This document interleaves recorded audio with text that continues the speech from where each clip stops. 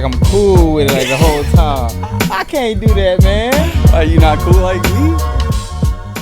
Y'all know what's going on, man. Welcome back to another episode of Halftime Radio Show. And man, we in a little different place. Different place, man. You know who it is. It's your boy Uncle JB, your boy Biscuit Head. But we somewhere new. We testing out the backyard, you know what I'm saying? So you're gonna see the backyard a lot probably in the near future, you know. But you know, we gonna be around. You're gonna see it might change a little bit each episode. You never know. So stay tuned. But JB, you wanna go ahead and without further ado, maybe get into who our guest is? Because we got a great one today. Oh man. Come on. Look, let me tell y'all. I'm talking about the slickest person with the words that I've seen in a very long time. Somebody that can put it together better than the most of them. My man, Mr. Kalvin. How you doing today, boss? I'm good. How y'all doing? Doing great, bro. Happy to have you. Thank you so much for coming on the show, bro. I know I reached out to you on Instagram. Absolutely. And you know, it's kind of crazy, too. Like, sometimes when you reach out to people on Instagram, like, you never know. You never know if you're going to get something back. But Kalvin reached back out to me ASAP. He was like, bro, I would love to come on the show. Love to chop it up. And that just let me know that he a real one. He down for the community. I always say, man, if somebody gonna reach out to you, try to be as responsive as possible. Like, even if it's a yes, no, whatever. But I don't do the whole, like, unless I know the page spam. Yeah. I'm never just gonna leave nobody on read or just leave someone to answer. I'm gonna at least give, an answer. I believe in that. Yeah, man. And you've been in Dallas what? How long you been in Dallas for? Since 2016, so it'll be 8 years in September. 8 years, and where you from originally? I'm originally from East St. Louis, Illinois. So I know people get East St. Louis and St. Louis confused. We separated by a bridge, but yeah, East St. Louis, Illinois. Yeah, that's what's up. So you grew up out in the 90s in East St. Louis. How was that? It was, the 90s in general was just an era. I think just from being a home standpoint, I think that was probably the peak. The 90s and the 2000s was probably the peak of the city. It's kind of went down some over time. But, at that time it was, stores, nightclubs, playgrounds, parks. Like, there was just a lot of movement, a lot of transaction going on within the city. It was just community. You know what I'm saying? So it was just a great time and era back then. So you're a poet here in Dallas now, right? So what got you to, like, as a kid, like, say, hey, you know what? I wanna pursue poetry. You know what I mean? I wanna pursue because that takes a lot of confidence to say, hey, I want to stand up in front of people and share my emotions, be vulnerable with what I'm seeing with the world. Like, what made you want to do that as a kid? I think poetry as a kid started off with just, like, writing notes to girls in class, like, in junior high school, whatever, like, trying to get a Brian McKnight song and flip it into your own little stuff. So, that's how it started off, right? And I think as I got older with high school, and especially, like, college, I think my pivotal moment was when J. Cole dropped Friday Night Lights. And just the storytelling and everything that went into Friday Night Lights, I was like, damn, bro, this is a lot of stuff that I've either seen, went through, and just being able to storytell in a different way. And then also being a Jay-Z fan, also being an Andre 3000 fan. And I was like, I'm not a rapper. Like, I'm not even going to try to rap. Like, the constructs of a beat is just not what I do, but, like, I know I can put words together. So I just started writing to myself. And then when I came to Dallas, that was really a turning point. I just had a lot of stuff to get off my chest from, things I had experienced within the past 3-4 years leading up to 2016, to where I was writing, and I was writing a book. And then I just started going to open mic, Dallas Black Canvas down here. And ever since that first open mic, like, I just started going at it and trying to perfect this craft, be engulfed in it, and just stay at it. What do you think that process is like for you now? Like, and maybe what has it been like originally, and then what has it moved to kind of over the years as your poetry has progressed? What where did it start in terms of how you kind of are creating that your poetry, and then where are you at now with that process, and how has it grown over the years? What have you learned? Those kind of things. I think I made a tweet about this a while. Like my process is a lot of stress and second guessing. I think when I first started out trying to just find my own path, my own style, cadence of how I want to deliver, I think that was the process in itself. But now that I've stepped in there, every time I write, it's always a process of tapping into a different emotion, because a lot of my poems are real life stories or real life experiences. So it's mentally having to go back to those experiences, those moments, and pull from those and construct a poem. There's one poem where I have, it's called Tattletale, and it's talking about, a girl that's being, has been sexually assaulted at home by the guy that's in the home. And that poem is talking about one girl, but it's actually pulled from the stories of two girls that I dealt with in junior high school and high school. So it's pulling their two stories and combining them into one person. And the end of the poem is the actual ending of one of their lives.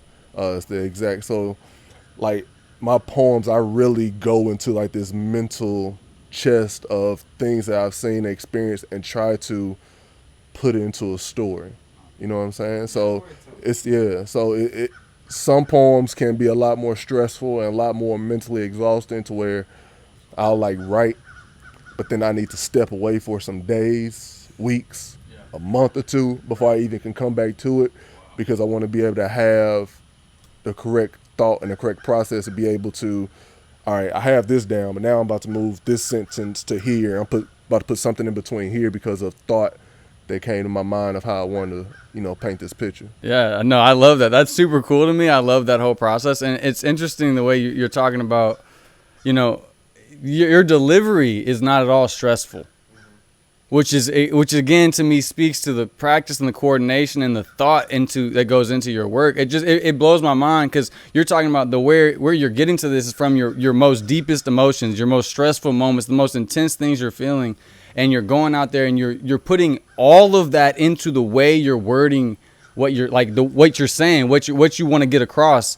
And it's crazy because you're doing it in a calm and pretty much a calm and concise manner, so it's easily understandable. So it's like this, it's this double-edged thing where you're getting so much emotion, but you're also getting it so steadily, so like consistently that it's crazy. Like watching your poetry is like, it really is like a whole experience, because it's like you hit with so many just different emotions. And this speaks to the skill set and what God's blessed you with, because there's so few people that can take something so emotional and then even getting it down to a message that can be concise and then delivering it is a whole nother thing. Being emotional themselves. I'm not good at that. Like I'll get all consumed by the emotion and get wrapped up in it, and it'll affect the way I'm presenting it. I may be able to stick to what I'm trying to say, but it'll be hard for me to not put that emotion into it, just because I maybe it's not the skill set, I haven't practiced it. But again, that's something that I just have seen in very few people, and that's just something that's so cool about what you're talking about and the process you go through, because I can't relate to that. I can't experience or imagine how you have to kind of combine all of those things into one thing. Yeah, I think like for instance, the poem that you probably saw, the one I did right about now about the crack era. And like when we talk about the 90s, like that's one thing I always wish I was maybe like born in like 70 something, so I could really experience society pre-crack and when it hit. Because it was different pre-crack. Yeah. They don't want to show that beauty that was there. You know what I mean? So like I always just want to see kind of like what the city, what society was like pre that. You know what I'm saying? And then what the 80s really was like. And then, I was born in 90, so I'm still in it, but I'm on the back end of it. So it was one of those things when I wrote that poem, it was growing up and seeing, family members still strung out, being in the area to where I'm seeing people strung out on a regular, to where I don't think anything, it's like, that's normal everyday life for me. You know what I'm saying? And then you also see like movies like New Jack City. You see like all these snowfalls and stuff like that. And I was like, I want to be able to construct something that isn't like the typical drug song, but even from a poem standpoint, I haven't heard too many people actually like do just a poem about that. But I didn't want to make it like a regular poem. Like I really wanted it to be like a look inside to where you can actually see the picture of an era and it's not just words just being put together. Yeah. So I mean, there's a lot of emotion that go in there. When I wrote the poem about, you know, giving my kidney to my mom, like when you talk about not being able to have emotion on stage, I think in writing that poem and memorizing it, I think that's when I got my emotion out of it, because I just became accustomed to saying the words, saying the words, saying the words, and saying the poem, to where the emotions that I had, I got out while writing it or while I was rehearsing it. So now when I get on stage, the only thing I really have is butterflies, because I mean, I don't care how long you've been doing this, every poet still gets nervous or gets butterflies before they get on the stage. And no matter what profession. Yeah. So Because you care about it. You want it to go care. well. You care, but like from the emotion standpoint, I was able to take the emotion away out of my performance because of the rehearsal and the time that I took in just writing the poem and getting those thoughts out and kind of processing those emotions. It's so dope, the power of journaling, right? Mm-hmm. And in a way, just what I mean by journaling, you're just writing, getting your thoughts out of your head. Right. And I'm a firm believer in like entrepreneurship, right? And my thing is that I want to get the thought that I have here, Right, that was placed in my head from somewhere. It just came in this head. I want to get it out of my head and actually physically see it. right, To me, that is the true form of manifestation, right? right, But on the opposite side, what I love about what you do is that you take what you have in your head and you express that emotion for other people to understand and feel, and get your perspective and where you're coming from. A lot of people don't have the patience, a lot of people don't have the strength, and a lot of people don't have the vulnerability to do something like that. We live in a time now where this is my truth, I'm gonna say what I say, and you can't say anything about it, because they don't have the strength to withstand any type of conversation. And I love, in a way, like you're the closest. I look at comedy as a pure art form. I look at poetry as a pure art form. This is your life. This is your experience. This is what you're sharing. And it's so dope that you're so willing to be so open, no matter what it is. We always like to say we love to give people their flowers. And we want to give you your flowers, bro, because not only the poems that you're doing, but the poems that you're going to do, you're so young still. What you're about to do in life is about to just eclipse so much that you've already done. And we're so excited to see you a part of that journey. And that's why we want to get our followers and our friends to tap in with him, to be able to see, like, yo, like, what he's saying is real. Not only real, but it speaks to my life, too. That's what vulnerability is. And I wish more people today, in this day and age, would be vulnerable. Yeah, I think when people hear poetry, they always think of this whole Love Jones, lovey-dovey stuff. Yeah. And I mean, even when like girls find out like I do poetry, like, I'm like, I don't do a lot of love poems. Like, if I do a love poem, it's because somebody has an event, like a specific, if they want to do a romantic or an erotic event, like I'll write all new material for the event, because I don't just try to like stay necessarily in that lane. I really want to use my poetry as storytelling. I think the biggest compliment that I get when I do my poems and I go to shows, right, is when like of course every guy likes when, you know, a girl come up and say, yeah, I like your poem. But I think my biggest gratification is when a guy comes up and he's like, bro, I mess with your poem, like, and they start talking about their life experiences, or they said, yeah, I went through something similar, or whatever the case may be. Because the thing with men, a lot of times, especially like black men, it's like you're raised, when you come from a certain environment, you're raised to be tough all the time, because you can't show weakness, you can't show vulnerability, because now you're an easy target. So you have to be strong all the time. You have to be able to, no matter what you may be seeing going on in your environment, like, whether it's death, drugs, whatever, you can't show that that's affecting you because now you're a target. So you learn to kind of build this callus on yourself. And I think with my poetry, it's me kind of picking those different calluses off that I've built up over decades of like holding it in to where it's like, nah, bro, I gotta get this out. Like, I gotta share this because it, like, I think it was when I got to college, and you know, college is that melting pot to where you start really, really meeting people from different backgrounds, raised differently. You start having conversations. I think at that moment when I got to college, it was like, yeah, not the stuff that I saw and the way I grew up with a lot of stuff that's not normal. Because you start making it normal because you know no other way. Like, yeah, you think people live a better life or whatever the case may be, but when you grow up and you realize, yeah, it ain't normal to see people doing drugs on the corner. It ain't normal to see somebody dead before you 7. This is your ministry, right? This is your opportunity to do what God gave you the gift to do. Right. You know what I mean? And to be honest, you pretty damn the best one I've seen in a very long time.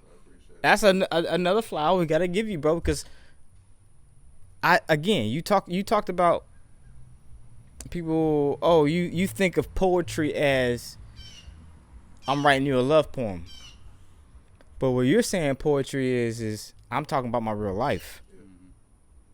That's ministry to me. That's sharing your testimony. That's sharing what you've seen, everything that you've seen, and you've put it out there because guess what? So many other people have seen it as well. Absolutely. And I think I can't remember if it was you. We're talking about kind of like, you know, being vulnerable and expressing, worried about, you know, people and their thoughts about it. I think that I kind of got past that with poetry when I wrote my book in 2017. It's called Front Row Seat. And it was pretty much a book that talks about my life growing up, stuff I saw as a kid, the stuff that happened with my mom and my dad when they divorced, and kind of like the depression stuff that I've gone through over time. And so when I released that, it was one of those things to where, damn, there's a lot of truth. And I don't even say my truth, and I'm like, no, this is just a lot of truth that I'm sharing with people that's outside of family. And a lot of people, like I have another poem called Family Business, where you grow up, and it's always said, don't tell nobody about what go on in this house. We deal with it, so forth and so on. But it gets to a point to where that's a lot to have to bear continually and not say anything. When I released that book, it was always that thing of like, how my family gonna feel, stuff like that. And I had to have a talk with my mom first and foremost, like, look, I'm writing this book. Like, you probably the only person I'm gonna tell about it because you're really the only person that I really care who opinion about it. My dad had passed in 2015. I wrote that book. I released that book in 2017.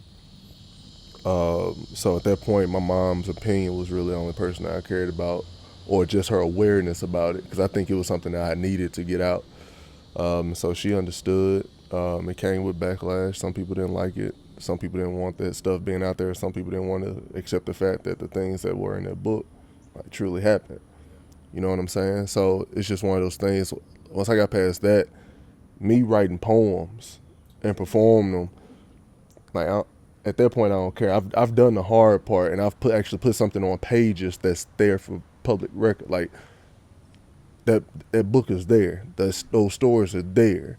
So it's gonna be whatever. So me writing, and yes, the stuff is recorded, but me writing poems and performing those poems now by my stories, and I've already done that. Like it's nothing, because I already got past, worried about the backlash of a book. I care less about the poems from at the this people point. that you care most about. You know what I mean? You don't care about Joe Smo that got something to say about your poem. Like, who are you? Yeah. You know what I mean? Like, if we do it for those people that say negative, then what we doing it for? Right. Right? You doing it for that one person that's gonna say, damn, that hit me. Right. That made me say, hey, you know what? Let me look at something within myself. Right. Let me look in the mirror myself. Right. And I think like even kind of with that and what I said earlier about kind of like guys coming to like me, like I said, my dad was a preacher, so I'm a PK.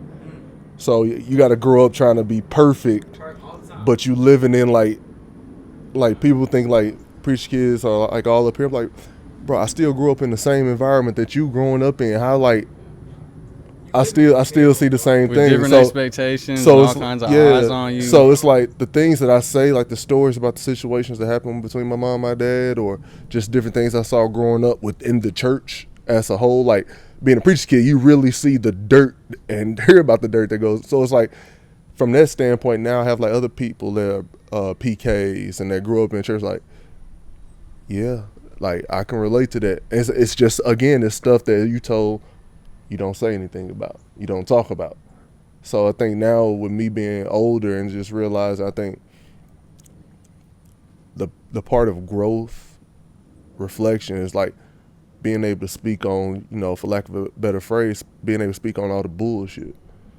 Like how you grew up, things that you saw, like really truly being able to speak on that and not feeling that you have to be in this child construct of like, we don't speak on that, we don't talk about that, or you ain't supposed to. Nah, like you got to call a spade and call the bullshit to the carpet. Like whether it's a blunt way or whether it's in an art form, like it's just speaking to those situations. Speaking your truth. Yeah, and that's like that ministry part you're talking about. You know, like I've probably said it before, but you know, I like Eric Thomas. I've listened to a lot of Eric Thomas over the years, and one of the things that he talks about is having a conversation with Les Brown and him telling him like, don't ever say you're not the best, but because you have a whole different set of people to reach than I do, and then JB does. Like God put you here to reach people that only you can reach. There's people out there that only the message from you will tap in. Like I could say it the perfect way 100 times, they'll never hear it from me. JB could say it the perfect way 100 times. You know, it's like, but you say it the right way, and they gonna listen, and it's gonna change something. And that's the important part. I feel like, you know, with your ministry and like using your voice to do what you're doing is like that is your ministry, because you are putting out there the truth that you see and and how you feel about it, and people will take that, even if they negatively take it originally.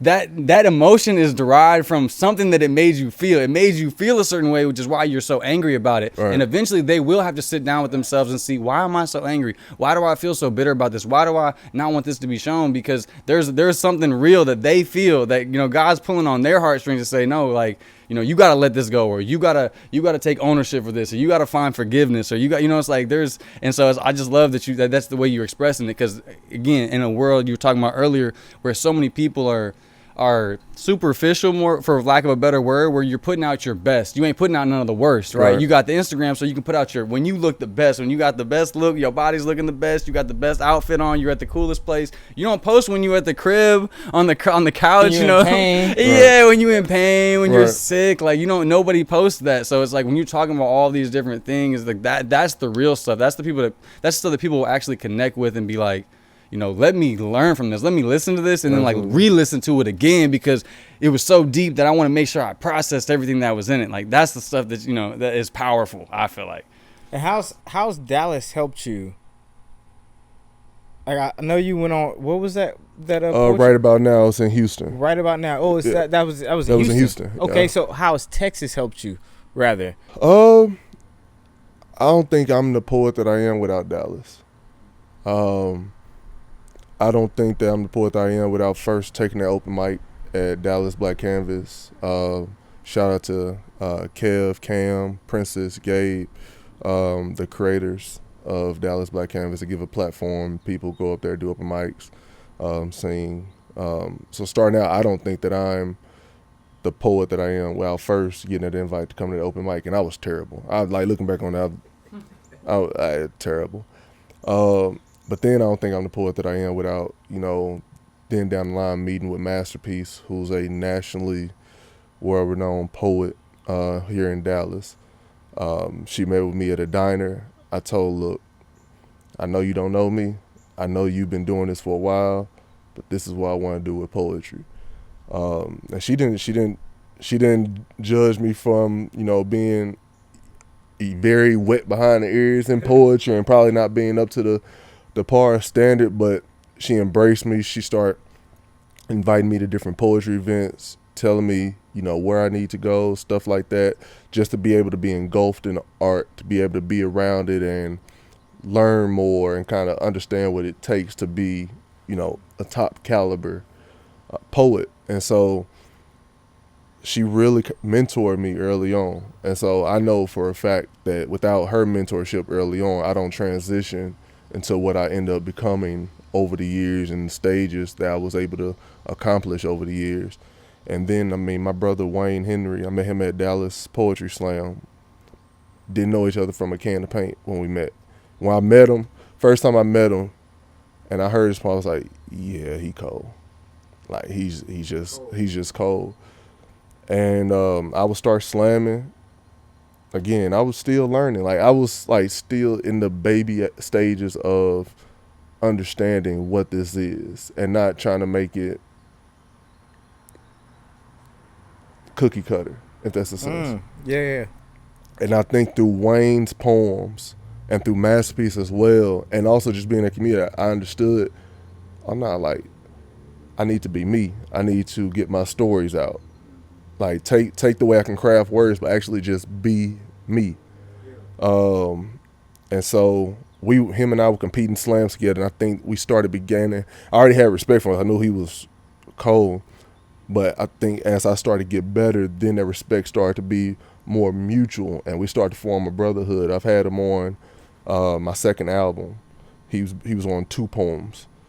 So like we call each other to bounce poems off of. He'll tell me his poems, I tell him my poems, just get feedback and be real. Like, nah, bro, I think you need to do this different. Like we'll have blunt conversation because it truly is iron sharpens iron. So when I look at Texas, like Dallas Black Canvas, Masterpiece, and Wayne Henry, those are the 2 people, and then the stage in Dallas Black Canvas that I'm not who I am without those 3 things happening within my poetry journey in Dallas. So the community embraced you, you'd say. Yeah. Like you've had the community in Dallas is good for poetry and it's fostering unique talent. And Dallas has a lot of dope poets. When I was slamming at Dallas Poetry Slam, Wayne Twain is a amazing poet. Crush, she's an amazing poet. There's so many people that came through those stages of heroes that were just great poets. But yeah, Dallas was an incubator. It still is, but I think that era pre-COVID was just a great era of just slam competition, and it was just like a gold era. Everybody talks about the 90s, like that era was like just truly a golden era. Rest in peace to Rage. So yeah, it was just a great era. You talk about your peers, right? And I love that, by the way. Man, that's dope that you giving a shout out to everybody, and shout out to all y'all, man. We can't wait to like push y'all's content as well. But talk about a little bit about your inspiration, like as far as like what other poets growing up did you say, man, like that's what I want to do? Honestly, I didn't know poetry. I think the first time I knew that poetry could go mainstream was on Kanye's first album. On College Dropout, when he had and the name slips my mind right now, but when the Poet from Chicago, and he was on Kanye's song with Jay-Z, and I can't think of the song title. I'm gonna tell you right now because I know the song, and I know the poet, and it is slipping. It's slipping my mind right now, and I'm gonna hate when I find this song. It is The College Dropout is a classic, so like I should know everything about. no, 100%. Yeah, Honest. we apologize. Never Let Me Down. Yeah, it's Never Let Me Down with Jay-Z, and because I do want to give this poet his credit, and because I know the name, I'm just having a brain like J. Ivy. So that was the first time like I really saw poetry on the mainstream, right? But I still never knew poets like growing up. I didn't. Like my poetry to me was Tupac. Tupac was like my poet. when I had the Rose That Grew From Concrete Yeah, no, I book, feel you. like I think that was a pivotal moment for me because I was like, okay, like on top of him telling real life stories, like having that book was like the pivotal moment for me. And like I may not want to be able to get into music and having self-awareness, no rapping is not my main thing, but I know if I put pen to pad or thumbs to a phone, I can craft something that tells a story. You know what I'm saying? So I don't think that I necessarily knew poets until I actually started being in the poet space, and I started coming across, again, first and foremost, you know, Masterpiece, Wayne Henry, the Rudy Franciscos, the Black Chakras, the Prentice Pals, you know what I'm saying? Like those are the poets that I when I got into this space, that really drew me in more than outside of Masterpiece and Wayne. So I think from an inspiration growing up, I mean, Pop, and like I said earlier, J. Cole, Jay-Z, like I'm those so happy would you be said my that. poets. I'm so happy you said that because, like, so often you think of when somebody say Tupac, they think of rapper. They think of, you know, what the world has labeled him as. But if you take the look into Pac's life, he was more of a poet and an artist than he was a rapper. And also Wale. Wale is another one. It's a man. poet. Wale is actually a poet, but he can rap. Yeah. If you listen to like Wale's songs, or if you really listen to not the commercial hits, if you listen to Wale's album cuts or Tupac's album cuts, those are poems. They just constructed them to fit within the rhythm of a song, but they're poems. Like you can actually hear everything that's going into them. So if I could say inspiration, like it's gonna be Jay-Z, Andre 1000, Tupac, Wale, J. Cole. Like before I knew poets, those were my poets that I listened to. I love that. Yeah. Cause like it's the art of storytelling. Right. Right. No pun intended with Andre 3000. Yeah. No pun intended. That man is the coldest man to ever do it, I think. Yeah. But like even like Kendrick Lamar, like I love like Lil Russell nowadays, right? Like Russell. You know, even on sometimes Sauce Walk, he has his conscious moments where he can really talk about life. But then there's other moments where he's talking about other stuff. But I mean that's okay. That's just the artistry of the person. Yeah. And that's going back to what you're saying, like I think that's dope. It's just like you can find a poet in anything. Right. You know what I mean? And it's fitting it within the construct of whatever you do in your life.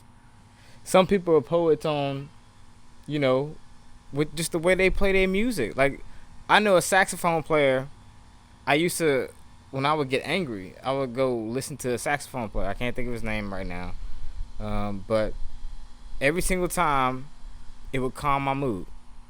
And in a way, it was speaking to me, right? That was my form of poetry to calm me down and maybe connect me to something different. Right. So it's beautiful how you said it. It's like Wale is known as a rapper, but he fits within that construct. But he is a poet. You know, it's something bigger than just a rapper is. Right. Same with Pac. Like, he was bigger than a rapper. You know what I mean? Like, a lot of people probably don't even know about the Rose That Grew From Concrete. And when you say that, it probably don't even hit with them. Like, Rose That Grew From Concrete, what's that mean? And it's the one that grew against all odds. And how they marvel at it. And I don't know. I just think that's dope that is your inspiration, because for a lot of people, Pac is their inspiration for rap, not for poetry. So I think that's dope. That's all. Yeah. A ton of Pac is my favorite rapper. Not a lot of Pac is my favorite poet. You know. Like I think like when you listen to songs like So Many Tears. Like that's a very, very deep song, and I like with me kind of having seen a lot of stuff that he's speaking about in So Many Tears, like it hits different, but you hear the poetry that is in it. It's not meant to be necessarily a quote unquote rap song. Like it's literally like he's almost talking through it, but because the beat is there, he has to do different influxes in his voice and things like that. But it's actually poetry, a poem. If you strip it away from the music, yeah, and it's just like Like even with Brenda's Got a Baby, if you take Brenda's Got a Baby away from music, it's a dope, like a song like Brenda's Got a Baby is what inspired my Tattletale poem. So it's just, you know, I mean, the Brenda Got a Baby, yeah, it's just like if you take the music from the away from the song, like you can hear the poetry that's in it. Mm-hmm. And it's almost like it's, well, not almost, it is timeless. Yeah. Poetry is timeless. It's timeless art if you think about it. A Japanese lady that talked about the leaves and the fall and the seasons back in the 1400s is still gonna apply till today. Right. It's the art, the beauty behind, like Ghetto Gospel with Tupac. You know, when he said, I'm a less holy, cause I choose to pop a blunt and drink a beer with my homies. You know, he also said, when I go wrong, I go blind. I can feel the Lord, I can feel his hand on my brain. When I write wrongs, I go blind and let the Lord do his thing. That's poetry to me. Nobody's saying stuff like that nowadays. Nobody's talking about, yeah, I'm doing wrong, but I'm trying to let go. I'm like, just within that small bar, you see the art You say of, so much. He says so much within that, just that small frame. Now add that with the whole 4 minutes of the song. He's doing on almost every song. Like even Dear Mama, you can see the poetry in Dear Mama the same way. Like it's just talking about her pain. Like you said earlier, some people don't want you to share that, but that's life. Yeah. This is the life we have to accept. The life that we're going through. This is God given. We should be thankful for this. Our rights and our wrongs. We should say, you know what? This is gonna help me elevate and grow. My failures don't define me. The bad things don't define me. It helps me. It shapes me and pushes me forward. And it's certain people that are vulnerable, like Pac, and certain people that can share the entire aspect of their character. Right. And people can judge them for different aspects of their character. But hey, I showed you the whole full arsenal. Yeah. I didn't hide nothing from you. And I think what kind of like what we was talking about earlier, to where like you grew up in that generation of where, you know, what's done in this family, what's done in this house doesn't leave this house. And I very much could be wrong, but I feel like Pac was one of the first to actually, like, and even that's a crack fiend. Like, you talking about your mom on crack. On crack, yeah. Like, I don't think that at that time you really brought that to the forefront about the trials and tribulations that your mom went through.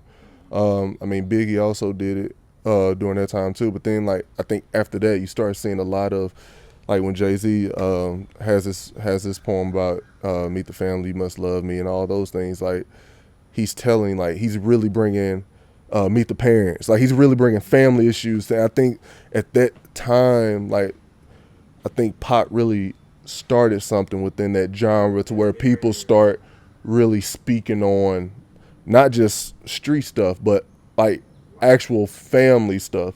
Because I think a lot of times, like, especially when it comes to like our moms, like, guys will say something about their dad in a song, like, you made dad, you went there, all that stuff. But I think because of how boys, in the regard they hold their mom in, no matter the right or wrong, what she's been through, you try to protect her at all costs. But I think when, you know, you have Pac doing Dear Mama, and he telling those stories about his mom struggles with drugs and Black Panther, stuff like that, I think is people start understanding, okay, I can speak the truth about the things that we went through and the hardships, but I can still speak it in a way of celebrating who you still are as a queen and as a woman to me, in a sense. And I think that just opened up doors for a lot of other rappers to do that. Because I don't, like, from a rap standpoint, I think Dear Mama, I can't think of a rap song before Dear Mama that was similar in discussion of that. Like, just let you in the house like that. You know what I'm saying? Unfiltered. Yeah. And, like, it's funny, you said, like, when you were growing up, you don't tell people about outside business. What age were you when you heard that? Young. Young, like a kid, like right? kid. So your whole life, you growing up like I can't share, I can't talk, I can't speak on anything, even if it bothers you. Right. And so already from a young age, you're already bottling in and boxing in your emotions, and you're not able to share them and express them. I'm not saying you go out and share them and express them with other people, but oftentimes you couldn't even share them or express them within your own household. Yeah. They tell like your parents at that age, and it's funny how generations change. Because I feel like as a parent, whenever I have kids, hopefully if I have kids, I'm not going to tell my kids like, hey, like, don't go tell people about me. I don't give a damn what they know about me. What I got going on in my house is what I got going on in my house. If you want to come in, you can come in. You understand now you playing by my rules. I think that's also weird because it's like hearing that, like at a young age like that. I think because of the stuff that my mom and I went through when her and my dad were going through their situation, and then once I got into poetry, and I think once she saw like, oh, like you really expressing yourself, and I think that's allowed a space for us to kind of talk more, have more kind of blunt, honest conversation. But even sometimes, like, if something may be bugging me, not even just necessarily with her, but just life in general, like I've just always grown up to where I deal with stuff and I get through stuff on my own. Like I don't speak about it. I don't talk to anybody. You know what I'm saying? Especially as a black man, and that's something that we all gotta undo because it's okay to talk to people. So like, she'll ask me, "You all right?" I'm like, "Yeah, I'm cool." Like, but even I had some stuff in my mind. But I think that since I've been in this poetry space over the past 7-8 years, that our conversations, like she's more in tune, like trying to have those conversations, understand like emotionally. Granted, she always like, my mom was like the biggest nurturer. Like I think about a lot of stuff that my mom did for me and our relationship growing up, and it's like sometimes I gotta like smile and laugh because she's always been there for me. But I think just being a boy and growing up and again compartmentalizing a lot. And then also it's just that it's always that parent-kid relationship, and then you compartmentalize the stuff on top of that. I think that, you know, you just hold stuff back that maybe you've gone through in life that your parents may not have known. Like it's a lot of stuff that I've done and going through in life that my mom doesn't know about and probably doesn't know the effect that it's probably had on me because I don't speak about that until she hears a poem and she hears about, I saw this at 6, I saw this at 10, I saw like, until she hears a poem. And I think because I tell poems about a lot of stuff that she probably didn't know about, and it's maybe her first time hearing it, it's then kind of like, yeah, how you doing? Yeah. Like, let's talk about this, or how's this affect?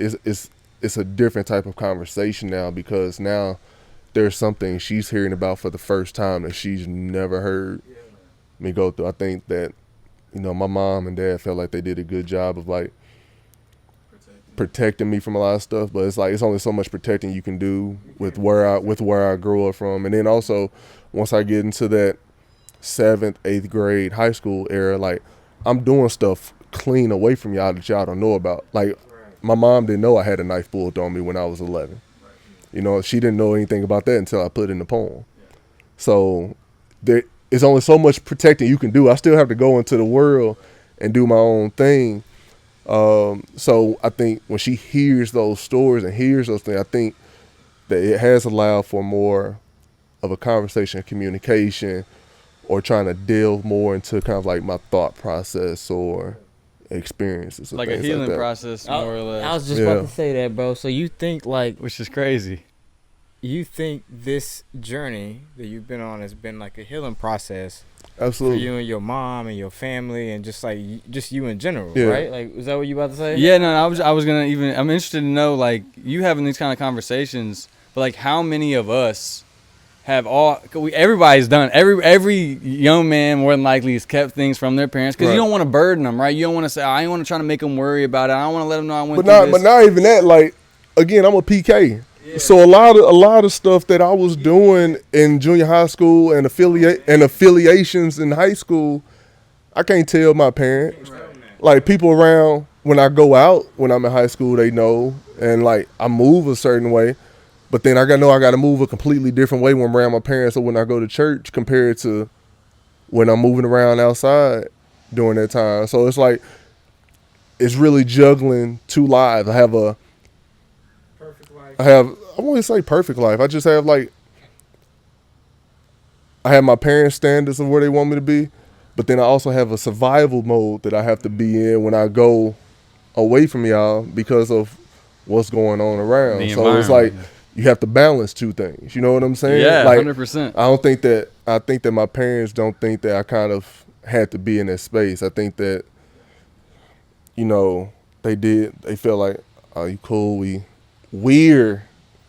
done the best we can to keep you out of those spaces, but it's still like I still have to go down here. I'm still at my grandparents' house 5 days out the week, and then we're still going down here on the weekend. So, like, I'm still having to be in certain spaces. Yeah, a without majority y'all- than being in the protection that y'all maybe have me in. I'm still over here a majority of my life. So it's just one of those things to where, like my mom always said, you don't have any street sense, da da da. And I know she's being sarcastic and being funny, but I'm like, if only you knew half of the stuff that I've had to navigate through and seen. So, but I think that's her way of wanting to feel that they protected me from a lot of stuff, or they shielded me from a lot of stuff, or things of that, which they did. Like, it's a lot of stuff that I have friends and associates that went through that I never had to go through. So my parents definitely, like they protect me from a lot, but there's a lot of stuff that they can't protect me from, or they couldn't, just being an inquisitive boy, or just growing up around certain stuff. You know what I'm saying? So there's only so much that like this is just something that's in my poem as well, to where I remember I was 6 years old. Me and my mom are riding down the street in East St. Louis. We're going home. At this time, I was still going to school in East St. Louis, but we had moved to Belleville, which is a suburban Illinois. But I was still going to school in East St. Louis. I'll be at my grandparents' house every day after school, like every day, Monday through Friday, every day after school.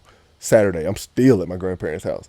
But me and my mom will leave my grandparents' house and we're going back home to Belleville. There's this abandoned little hole where a school used to be, but it's abandoned because it got flooded out. We're driving and there's a flag waving in there. It's a red flag. And so I'm little at this time. And I'm like, we talking about it. She's like, yeah, we know what red flags are.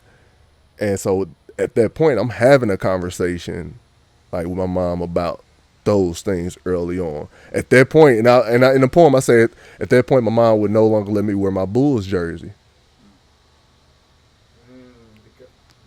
So it was like, it was certain stuff like my mom wouldn't let me wear, like at certain points. Once stuff got to a certain point.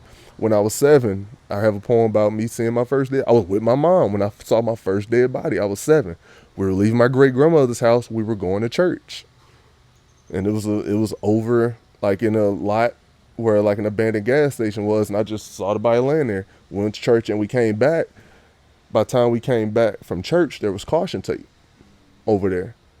So that's what I'm saying. I think that my parents did what they could to protect me from stuff, but there's only so much protection and shielding you can do from someone that's growing up around environments, seeing certain stuff, and then when you grow up as a teenager, I mean, you kind of choose the circles that you're in, and at that time, like, I mean, this the 2000s, this the 2000s at this point. You know, this the mid 2000s. So this tall tees, Straight up, fitted cap, you know what I'm saying, long chains. This that era. So I mean, at that point, I mean, you just gonna be around some things at that point. Yeah. So, no, man, you know, it's funny how, you know, most parents, God bless them, we love them, right, and they want to do their best to shield us from all the trauma and all the pain in the world. Right.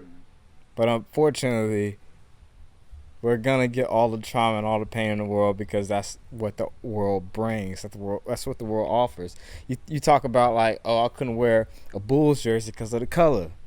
certain people don't understand. Like you couldn't go outside in certain areas based off of what you were wearing, just because automatically it would assume that you were something that you weren't. Assumptions could be a killer to somebody.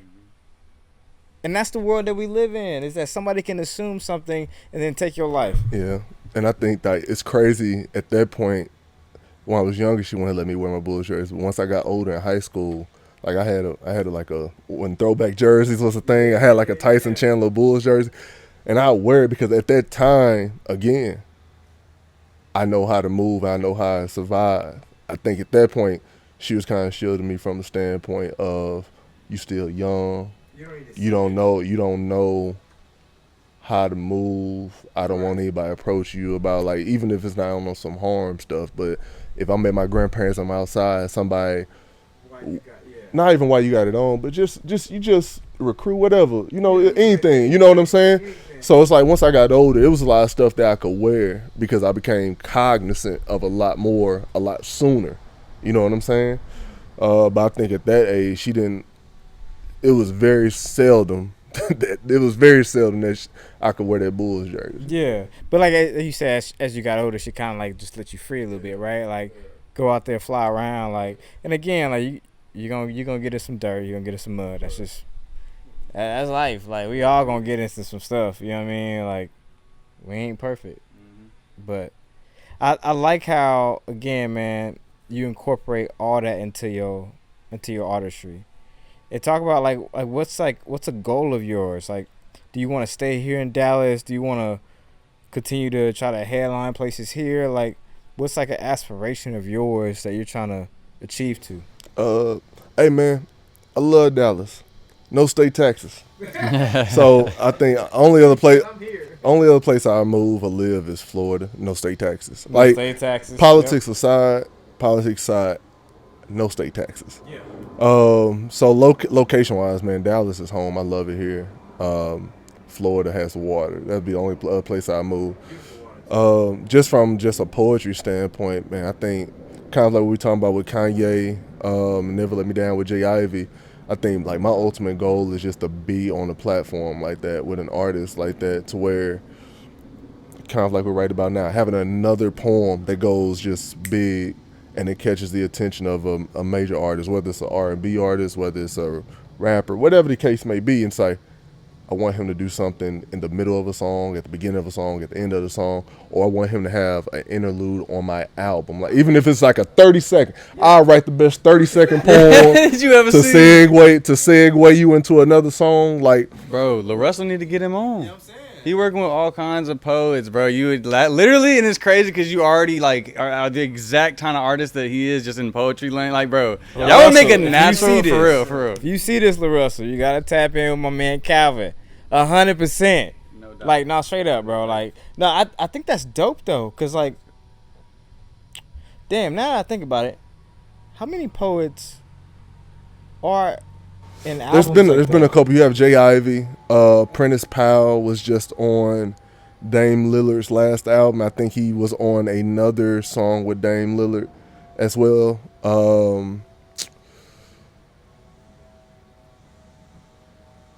That's pretty dope. Yeah, I think off the top of my head, I'm sure there's been more, but off the top of my head, I know Jay Ivy and Prentice Powell have both been on albums with major. I'm major sure like some brands. other artists probably have like said a little poem or something within their stuff, but like now that you mention that, when you think about that, that is such an amazing way to break up a album. Yeah. To make like it also to keep somebody engaged. Yeah. You know what I mean? Like, wait, what is this? Like you like, this ain't music. What is this? You go back and you gotta listen to the words. Yeah. So I think that's dope that you trying to do something like that. Yeah, I think that for me, it's not even necessarily about clout it's not about clout or fame. It's about the recognition, if that makes more sense. To where if I'm, let's say, Wale asked me to do an interlude. Now people look at, oh damn, who is this? So now it's more focused into the work. It's maybe other artists want me to do another interlude, or certain venues or whatever the case may be, may want me to do something there. You know what I'm saying? I think that it's not even about being famous or the clout anything. It's just being able to being recognized for you being a dope ass poet, and other people being able to see that. You know, I think that it's cool to do something for the love of it. And I mean I love this. I love this craft. Like I really do try to engulf myself in it as much as I can. But to be able to hear and get that validation that you're a dope ass poet from, you know, the masses is something different. Like I think that that's every poet, every artist, athlete, whatever, you want to be recognized, yeah, by your peers, but also by the masses. Like, yeah, you're one of those. Yeah, you that dude. Yeah. You know what I'm saying? And I think you gonna get that. You know what I mean? How long you've been doing it for a long time, but how long would you say that you've really put your foot on the gas pedal within poetry? I don't know, cause my foot was on the gas coming out, cause I don't ever do anything half-assed. If I want to do it, I want to do it. I think that the turning point for me was when I gave my kidney to my mom in 2018. Oh wow, that's a big thing, by the way. Congratulations on you, cause that's a life-changing deal, man. Like, I think that it shifted my mindset with just life. Like I knew that I wrote my book, I got a lot of pain and stuff. I had been doing poems and they were cool. You know what I'm saying? But I think when I gave my kidney to my mom and I wrote my Deja Vu poem, which is pretty much, my mom had no idea about it. I went home, shot a video for that poem. She had no idea. I just told her I was going to shoot a video for a poem. The person who I had shoot it, got it set up, everything, whatever the case may be. I released it either right before the surgery or when we came home for the surgery. I think it was when I came home, because I was still back home recovering. And I played it for her. And I think when I wrote that poem, that was my turning point to where it was like, I'm approaching this from a different angle. Like, yes, I've been telling stories, but I think at that point I really start like really hitting poetry over the head and like writing at a different rate and writing at a different clip, just because you start thinking about life differently when, you know, your mom about to die, when you about to get your kidney. You don't know how your life gonna change afterwards. You start thinking about life differently.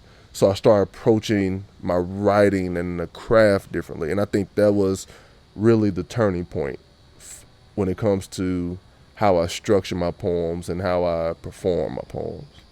And that's crazy, because you would think, you know, it's like that's how I feel like life is. Like, you got to go through those moments, and right on the other side of that moment is something you don't even expect that's about to bless you. Like, heading into that moment, obviously you would never want, like, when you got to hear, oh, I gotta, you know, I have to give my kidney, or I might have to give my kidney. Like, that's a scary thing, you know. It's like even to watch your mom go through. But yeah, for me, it wasn't scary. I don't think it was scary for me. I think the scariest thing was March of 18, when me and my mom, we had like a real deep talk about, you know, them not knowing if she was going to make it. Dialysis wasn't doing anything. She was needing a kidney. Like, nothing was getting better. So it was one of those things where I kind of went behind her back and got tested to make sure my kidney was good. And then once I knew that it was good, that's when I told her, like, I'm giving you my kidney. So it was never like a scary thing necessarily for me. It was always like wondering, like, all right, is life different after I just have one kidney, which it hasn't been. But it was more so of an empowering like, thing. bro, like empowering, humbling. Like, you start thinking about all the memories like you have with your mom or whatever, and all the stuff your mom has done for you. And so I think that was the thought going into it, and just kind of just almost like butterflies of like, hey, okay, I'm doing this. This is different. I'm doing it because my granddad, her dad, was on dialysis. He ended up getting a kidney transplant. So I've seen my granddad go through dialysis and get a transplant. I've seen my mom go through dialysis. She got a transplant in 07. '07, March of '07. That kidney failed in 2012. Started to fail in 2012. So she had to start dialysis over that kidney. So I've seen her go through 2 rotations of dialysis. You know what I'm saying? So I think for me, it was just like wanting to remedy everything and make sure that she's good. I think that was my concern. I was like, I want to do this. I just want to make sure that she's good.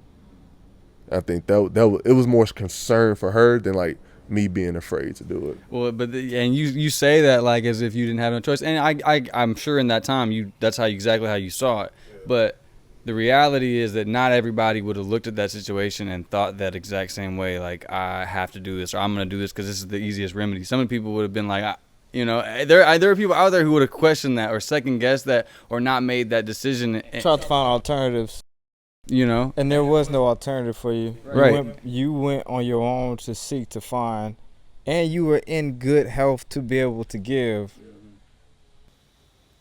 It's just so funny to me that you're a blessing. Like that is a turning point for you. That moment, then on the other side of that becomes this blessing where you are now like feeling good about it, feeling confident about it, and continuing to see the growth in your own art, but also blessing other people with the way you're doing your work. And it's crazy to me how the moments intersect. I feel like in your life, how certain things, and it may not, again, God equipped you to make that moment not a big deal to you.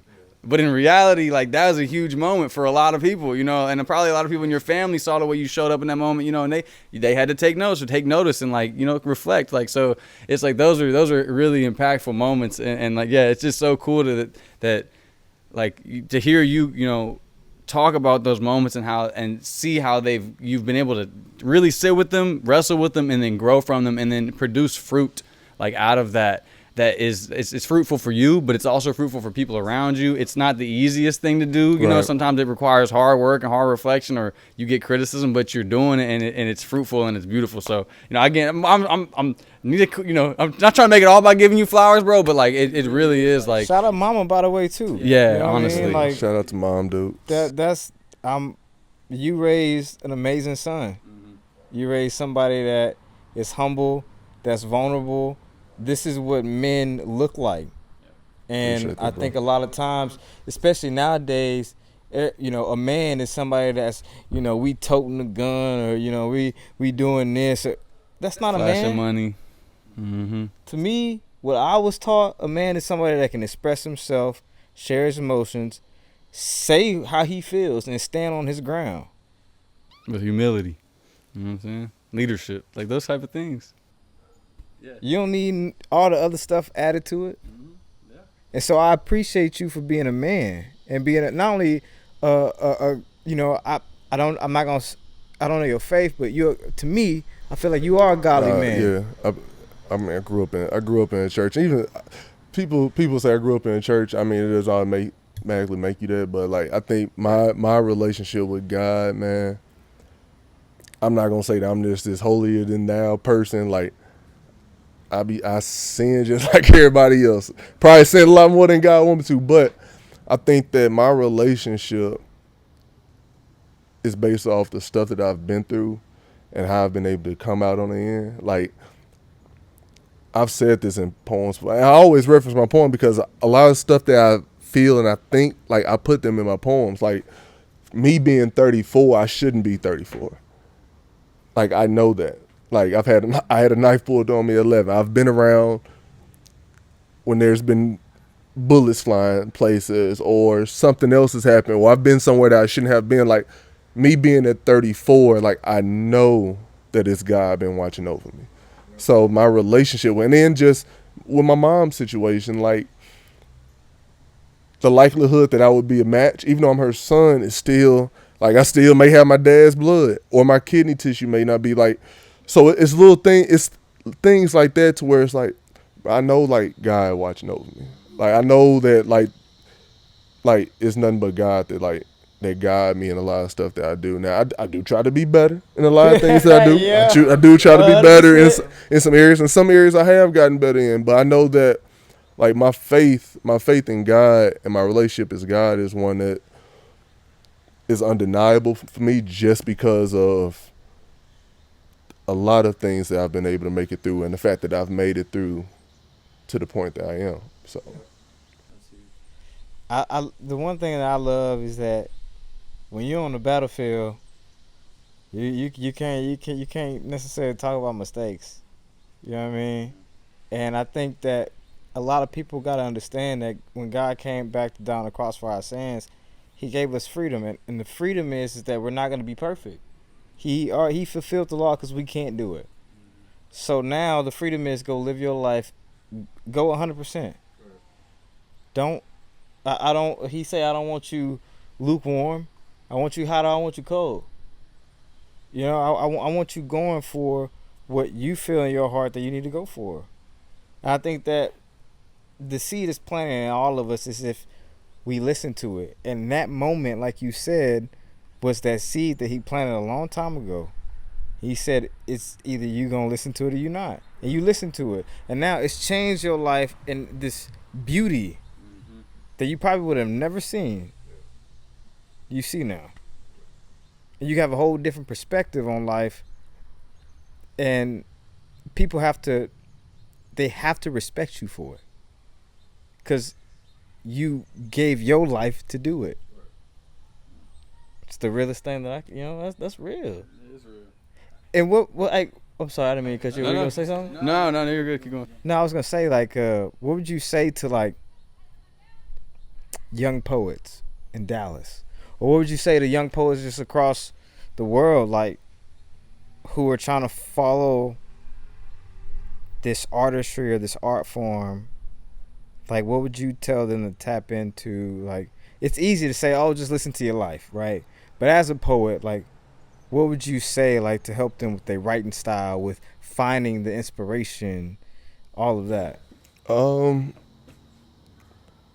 think the thing that I would say is don't be a trend follower. I think, again, kind of going back to one of the first things that we talked about, poetry is not simply Love Jones. Now, there are people, kind of, it's just like music where you have R&B, stuff like that. There are people that specialize in erotic poetry. There are people that specialize, like they have a specialty. But that's their specialty. They're not doing it for clout or anything, like that's their specialty. They have events based off of that specialty.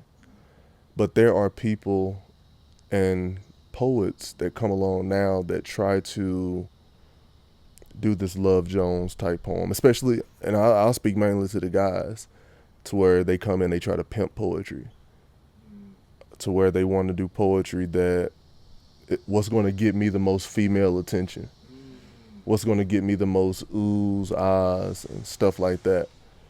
And like, when I have these conversations, I'm like, it's only so many lick me poems and stuff you can do like that on the stage till it just gets old. Like how many sex poems can you do? Like where's your palette? Like even the people that have those specialties in erotic, they can still get on stage and give you a poem that's completely different. You said, where's your palette? I love that. Yeah, like that's completely different. And there's a lot of people that have no range in their poems because they came in trying to pimp it and trying to copy something of what they think that it looks like, and not just be authentic to themselves. But I mean, I think it's the era that we're kind of in. Like, I'm going to write the poem that's going to get me the most clout. I'm going to write the poem that's going to get me the most follows. I'm going to do all these love poems, even though I'm terrible at love. I don't care about being in a relationship, but I'm going to do all these love poems to get the most followers, to get the most likes, to get female attraction, to help boost my following, stuff like that.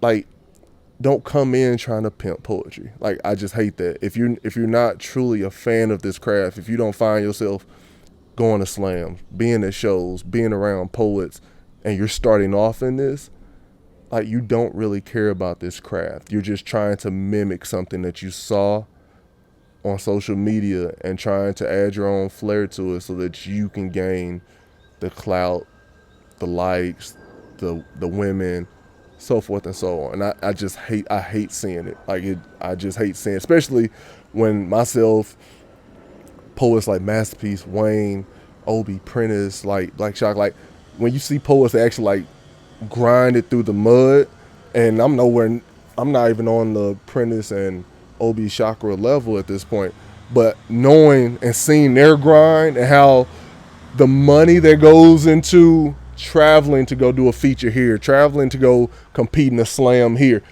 putting money on yourself in a slam and trying to win that money back. You know what I'm saying? Like, there's a lot of sweat equity, mileage put on cars, flight tickets bought when you first start out to go here, actually grind and become better in this space.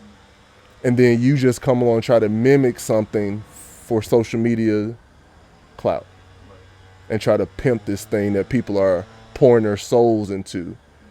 You know what I'm saying? Like, there are poets that go through emotional and mental battles when writing poetry to perform for 100 people, 200 people, thousands of people that they don't even know about. They see the performance, but they don't see the mental toil that goes on with writing this poem and memorizing this poem to be able to give a great performance for someone to then just come in and just mimic something for clout with no effort, no anything invested into it. It's just that never is gonna work long term. I mean, you see mimics and fakers and all kinds of, like there's always the pretenders in all the different avenues. But yeah, no, I mean it's definitely ruins it for the rest of the people, because you're taking shine, you're taking spotlight, you're taking attention away from people who really want to do it. Prime example, you said you play football, right? I play basketball. It is like you going through 2-a-days all summer. Everybody else on vacation, having fun.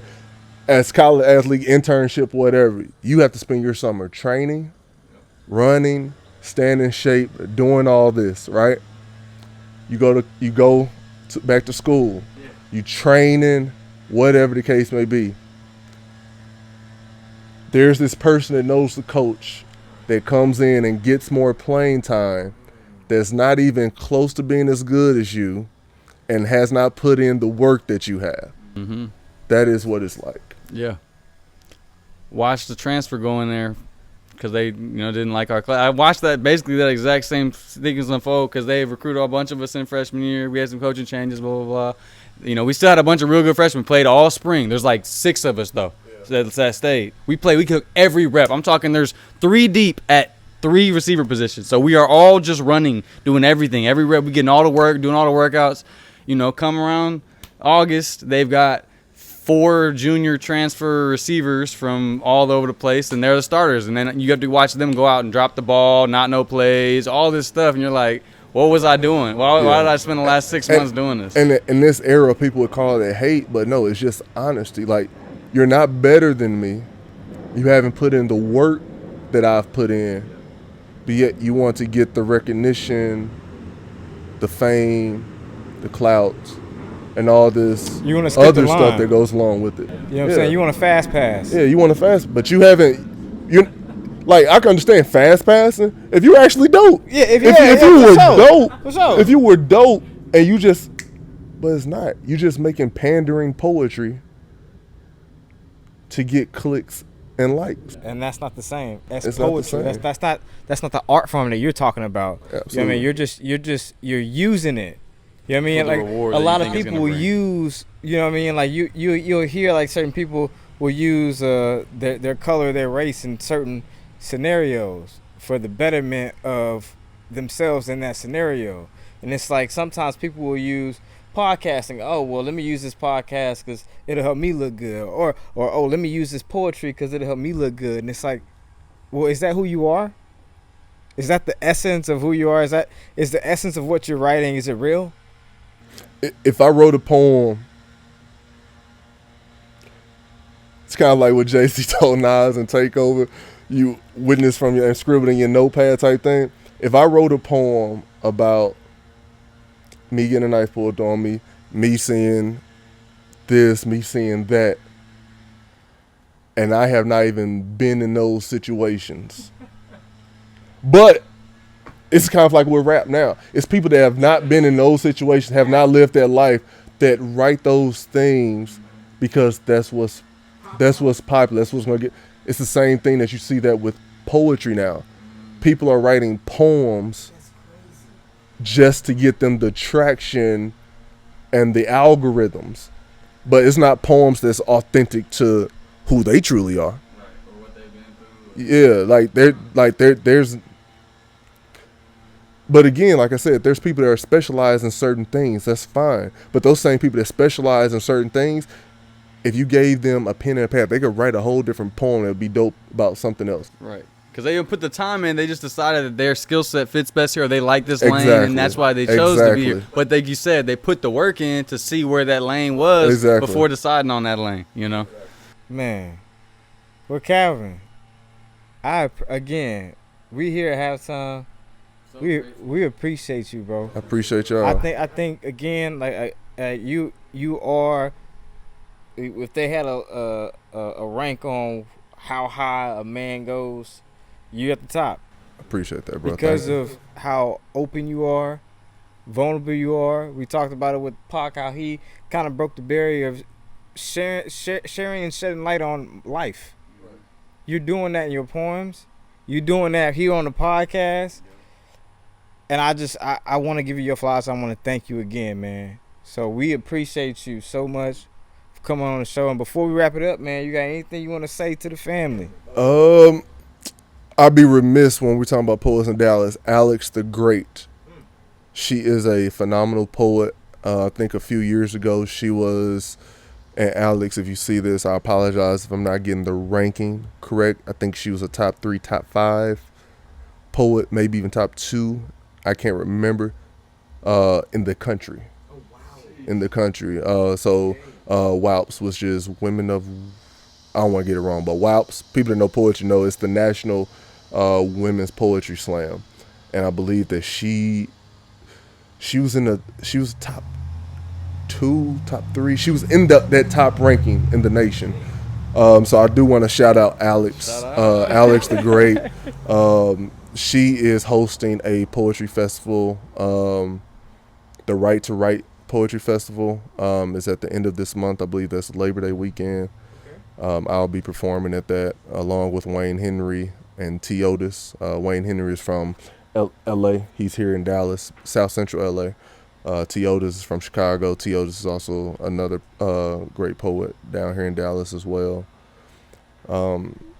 I mean, for me, man, I appreciate y'all for having me, being able to speak with y'all more so about poetry. I think that poets having a platform is always dope, and I always appreciate people that give poets a platform to talk, because I think that a lot of times we do so much writing and so much reflecting and performing on stage where being able to actually sit and have just general lighthearted conversation about, what pushes us, our motivations, our inspirations, just about that.